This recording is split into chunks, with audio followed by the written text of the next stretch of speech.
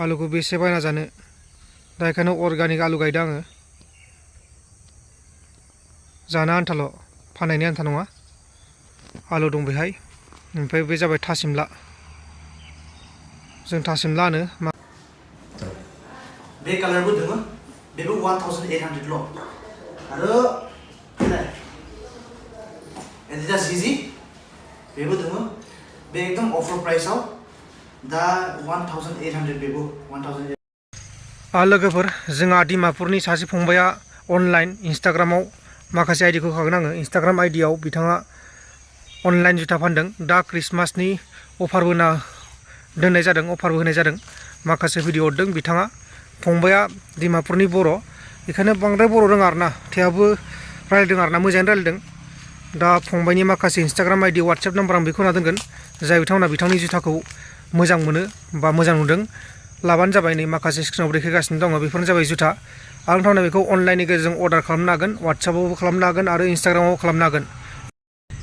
जोबोद मोजां दा फंबाया बेबायदि अनलाइननि गेजेरजों गावनि बिजनेसखौ बानायगासिनो दङ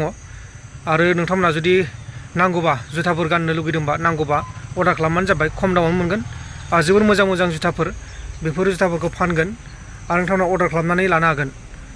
बिथांमोना जाहैबाय डिमापुरनि नागालेण्ड रायजोनि डिमापुर गोदो जोंनि बर'फोरनि जायगामोन दा बिथांमोना बेहाय थायो दा बेनिखायनो बर'आ एसे बोरैबा जायो आरोना मानोना ओजोंहाय बांद्राय बर'फोर लोगो मोननो नागिरा दा बेनिखायनो नोंथांमोना खोनासंबानो जाबाय माखासे भिडिअ बानायना हरदों आरो जुदि नांगौबाथाय जुथाखौ अर्डार खालामबानो जाबाय खुलुमबाय नोंथांफोरखौ आंनि नामा मिथिंगा बसुमतारी आङो डिमापुर नागालेण्डनिफ्राय डिमापुराव बर' लोगोफोर गैया बेनिखाय बर'खौ बुंनो एसे हाया थोड़ा डिफिकाल्ट आंनि थाखाय थ' आं मिस्टेकबो जानो हागौ मिस्टेक जाबा आम सरि बे कालारबो दङ बेबो 1800 ल' आरो एडिडास इजि बेबो दङ बे एकदम अफर प्राइसआव दा 1800 बेबो 1800 ल' आरो याव दङ दुई जुथा बेयो 2000 रुपिस आरोलाय बे रेट्रो 4 बेबो बे 2300 ल' अफर प्राइस दङ दे आरो याव न्यू बेलेन्स 650 बेयो अफर प्राइस दङ दा सो बेबो 2000 ल' अफर प्राइस दङ दे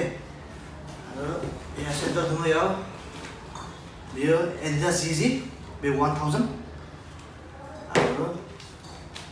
बे नाइकी बे 550 ल' आरो क्रक्सबो दङ बेबो 1000 आरो बेबो 1000 आरो नोंसोरखौ एडभान्स मोनखादों COD गैया प्रिपेड खालामनांगौ नोंसोर फैसाखौ होनानैसो आं नोंसोरखौ सेन्ड खालामनो हागौ आरो माबा बे आंनि इन्स्टाग्राम पेज याव मेल्ला जुथा दङ याव मेल्ला जुथा दङ नों मा नांगौ नों नाय आंखौ स्क्रिनशट खालाम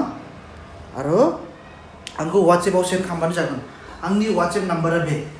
70055479988 आरो खनसे बुंबावगोन 70055479988 आरो डिसक्रिप्शनावबो होना दोनगोन आंनि वाट्सएप नाम्बारखौ स' बहुत बेलेग जुथा दङ नोंसोर मबे गोनांखौ आंखौ स्क्रिनशट खालाम नोंनि साइजखौ सेन्ड खालाम आरो आं नोंखौ शिप खालामगोन आरो शिपिंआ माबा 7 डेजआवनो शिप जागोन आरो नोंसोरखौ ट्रेकिं आइडि मोनसे होगोन ट्रेकिं आइडियाव नों नायनो हागोन नोंनि जुथाफोरा माहा मोनफैदों स' नोंसोरखौ ट्रेकिं आइडिबो होगोन स' अर्डार खालाम आरो आं नोंसोरखौ जुथाखौ सेन्ड खालामगोन थेंक इउ स' माच नैबे जाबाय आंनि लाफा बागान लाफा दङ आरो मुलाबो दङ बेनिबे जाबाय मुला लाफा न'नि जानायनि आन्था फाननायनि नङा अर्गानिक दा बाजाराव बायनायफोरा हासार होलागायनाय गोजा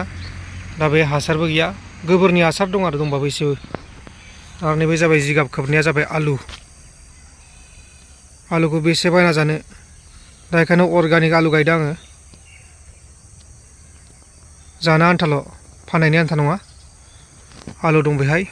ओमफ्राय बे जाबाय थासिमला जों थासिमला होनो, माखासेफोरा थासिमलिबो होनो आरो सोरबा सोरबा आलुबो होनो। नैबे मैथा दंमोन, मैथाया दा गैला, बे मैथा बेगर दंसै। आरो नैबे जिगाबा मैखुन, जिगाबनि मैखुन बानायनो थाखाय होनाय जादों बेखौ। बे दा जिगाबनि मैखुन